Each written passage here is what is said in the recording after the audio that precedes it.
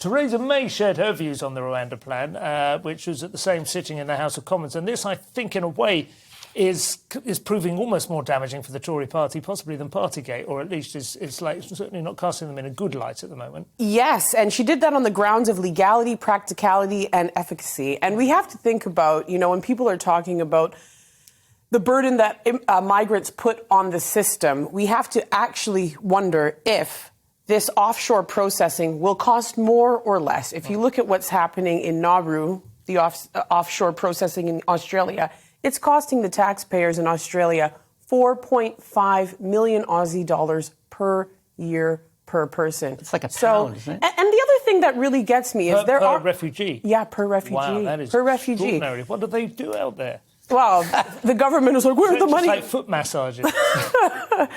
Well, I suppose, the counter to that would be that this is intended as such a powerful deterrent on which we could just discuss whether it is a deterrent, but it's intended as a deterrent so that within a couple of months, nobody is going to pay 10 grand to cross the channel and be immediately put into a down to Rwanda. Well, the real issue is if people are legitimately fleeing from persecution, they're going to take it. They're going to try to get over the channel. This could even change the way that traffickers operate. First of all, it's going to drive the prices up. But the thing that I think we really have to think about is these are traumatized people in so many cases.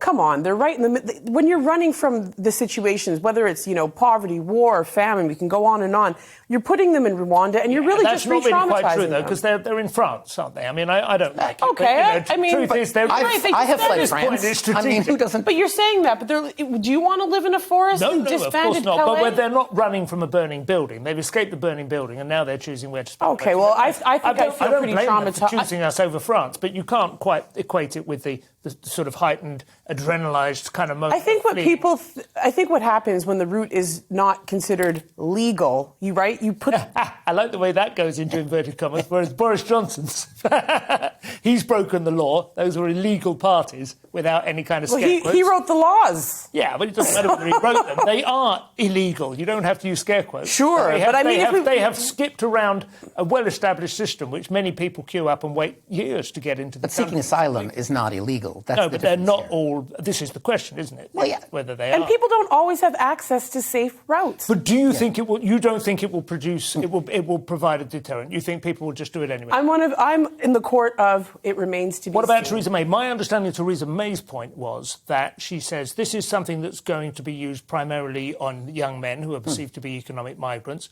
Women and children, on the other hand, who might be perceived to be genuinely fleeing terror or terrible regimes or whatever, they are still likely to be have a chance of staying in the UK, which just means that they will be more prey. Just because they're men, it doesn't mean they're not persecuted.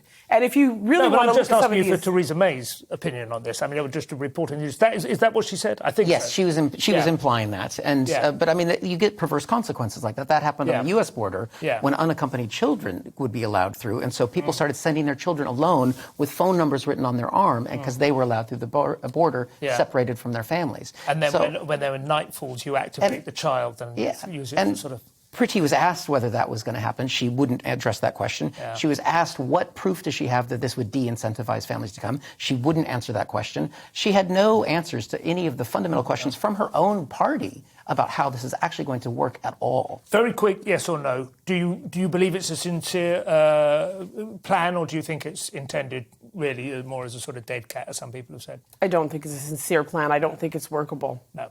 No, I think it's awful and racist.